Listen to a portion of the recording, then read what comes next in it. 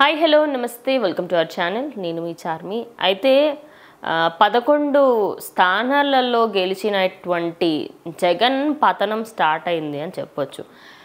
ఎవరినో పాతాళానికి తొక్కుతాను అని చెప్పిన జగన్ ప్రజెంట్ కనీసం ఆంధ్రప్రదేశ్లో ఉండలేని పరిస్థితికి వచ్చేసారు.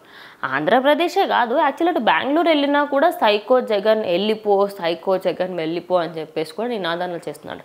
అయితే మొన్న జరిగిన ప్రమాణ స్వీకారానికి సంబంధించి అసెంబ్లీలో ఆయనకు ప్రమాణ స్వీకారం చేస్తున్నప్పుడు ఎప్పుడు కూడా ఓ ధైర్యంగా ముందుకొచ్చి అక్కడ కూర్చోవడము, నేనే తోపుని అన్నట్టుగా ఫ్రంట్ గేట్ నుంచి వచ్చి ఓ అట్లా హడావిడి చేసే జగన్ మొన్న వెనకాల గేట్ నుంచి వచ్చి పిల్లిలా వెళ్ళిపోయాడు.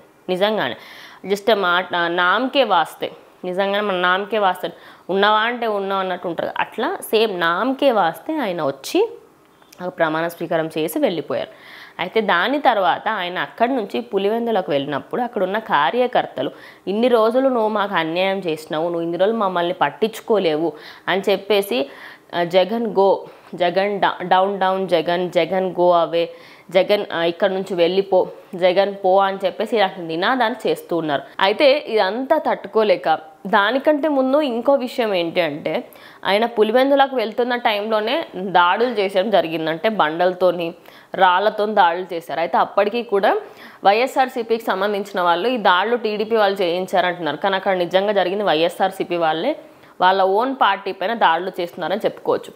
అయితే ఇటు సరే పులివెందులకు వెళ్ళినప్పుడు ఏం అక్కడ నెగిటివ్గా వచ్చింది కదా అని బెంగళూరుకి వెళ్తే బెంగళూరులో సైకో జగన్ గో అవే అన్నారంట. సో మొత్తంగా అటు ఆంధ్రాలోనే కాదు, ఈవెన్ ఆయన హైదరాబాద్కి వచ్చిన అదే పరిస్థితి వస్తుందేమో, ఆయన వస్తున్నాడని తెలిస్తేనే కొట్టేటట్టున్నారు.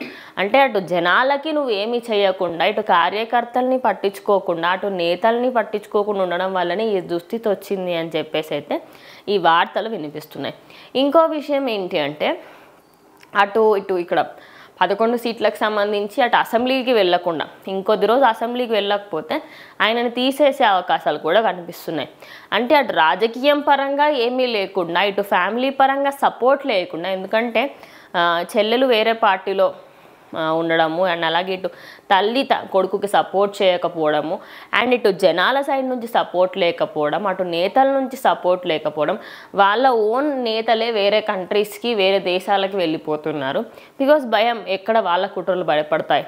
అయితే ఆయన ప్యాలెస్లు ఏవేవైతే ఉన్నాయో వాటికి ఎక్కడికి వెళ్ళినా కూడా అక్కడ జనాలు ఉండి ఖచ్చితంగా నువ్వు ఇక్కడ ఏం చేస్తున్నావు, ఇక్కడ నుంచి వెళ్ళిపో, ఇంకా నువ్వు ఆంధ్ర నుంచి వెళ్ళిపో అనే విధంగా జనాలు అండ్ అలాగే కార్యకర్తలు చాలామంది అంటున్నారు.